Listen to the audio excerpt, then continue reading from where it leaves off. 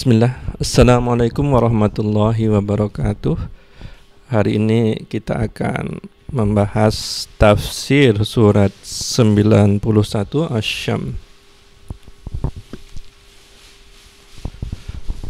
A'udzu billahi minasy syaithanir rajim. Bismillahirrahmanirrahim. Wasyamsi waduhaha. Demi matahari dan cahayanya di pagi hari. Oh iya, sebelumnya saya mau menyampaikan dulu kerangka daripada Asy-Syams itu adalah surat yang memberitahukan kita bahwa keburukan yang kita lakukan nanti di masa mendatang itu berasal daripada kejahatan yang kita lakukan di masa sebelumnya. Oke. Di ayat pertama ini Allah bersumpah dengan matahari. Demi matahari dan cahayanya di pagi hari. Wal qamari idza talaha, dan bulan apabila mengiringinya. Ini masih dalam kerangka sumpah. Wan nahari idza jallaha, dan siang apabila menampakkannya. Wal-laili idza yaghshaha, dan malam apabila menutupinya. Was-samaa'i wa ma banaha, dan langit serta pembinaannya. Wal ardi wa ma tahaha, dan bumi serta penghamparannya. Wa nafsin wa ma sawwaha, dan jiwa serta penyempurnaannya, jiwa dan diberikan badannya. Fa'alhamaha fujuraha wa taqwaha, maka Allah mengilhamkan kepada jiwa itu jalan kefasikan dan ketakwaan. Nah, kita sudah mulai surat Asy-Syams ini. 7 ayat pertama itu adalah sumpah yang Allah lakukan. Sumpah yang Allah lakukan tentang matahari dan bulan dan akibat yang ditimbulkan oleh matahari dan bulan, yaitu ada siang, malam. Kemudian Allah tambahkan dengan langit. Jadi kita ngomongin tentang benda-benda langit semuanya. Nah, kemudian Allah mengatakan bahwa Allah itu mengilhamkan kepada jiwa itu jalan kefasikan dan ketakwaan. Jadi Allah itu memberikan hidayah kepada manusia dan kemudian syaitan memberikan jalan menunjukkan kepada jalan keburukan. Nah, kemudian di ayat ke-9 adalah waqad khaba man dassaha. Qad aflaha man zakkaha. Sesungguhnya beruntunglah orang yang mensucikan jiwa itu. Nah, di sini Allah memberitahukan bahwa setelah Allah itu jadi Allah itu mengilhamkan jalan kefasikan dan ketakwaan itu bergantung kepada apa yang manusia buat. Qad aflaha man zakkaha, sesungguhnya beruntunglah orang yang mensucikan jiwa itu. Wa qad khaba man dassaha, dan sungguhnya merugilah orang yang mengotorinya. Jadi ayat 9 dan 10 ini adalah penyebab Allah memberikan jalan kefasikan dan ketakwaan. Nah, di ayat 11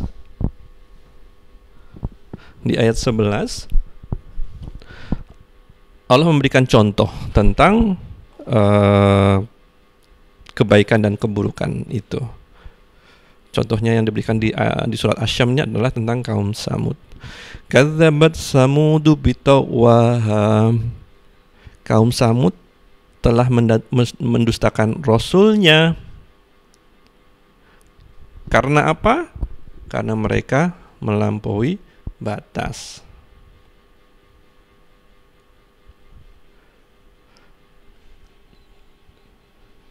idzim ba'atha asqaha, ketika bangkit orang yang paling celaka di antara mereka. Jadi ketika mereka itu melampaui batas, Allah membuat orang yang paling celaka ini bersuara dan diikuti oleh orang lainnya. Faqala lahum Rasulullahi naqatallahi wa suqyaha.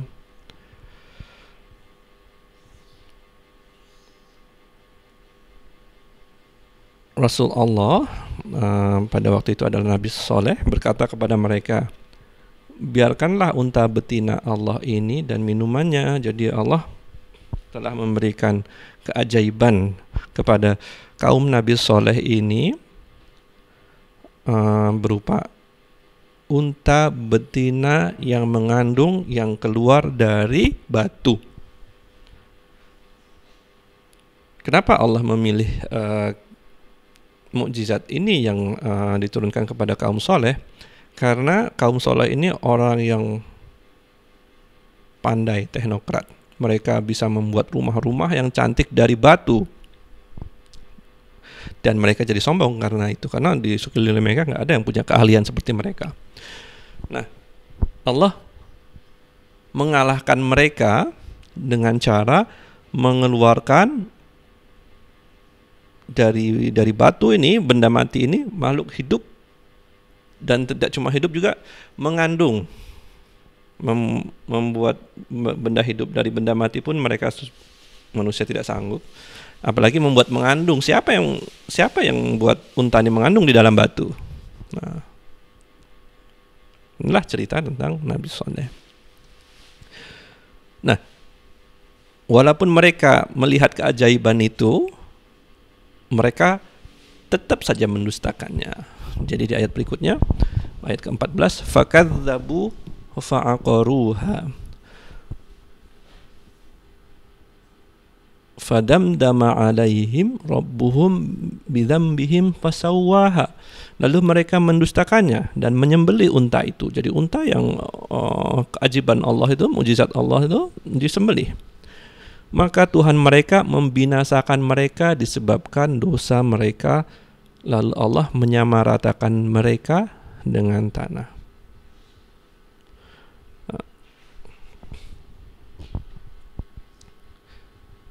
Gara-gara unta satu yang disembelih itu, Allah membinasakan satu kota dan disamaratakan dengan tanah.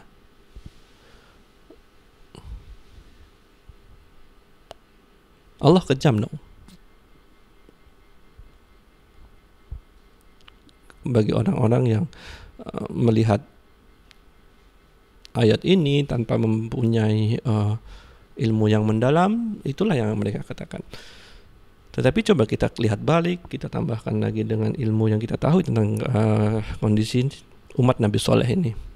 Yang pertama disebutkan di atas bahwa mereka sudah melampaui batas. Nah, kemudian mereka, karena itulah Allah mengilhamkan kepada mereka untuk berbuat keburukan. Dengan cara apa? Allah membuat satu orang berdiri, satu orang membuat skenario buruk untuk membunuh unta yang merupakan keajaiban yang Allah berikan kepada kaum Nabi Soleh. Nah, walaupun yang membunuh onta ini hanya 7 orang ya, dengan satu pemimpin, tapi Allah hancurkan satu kota. Mengapa?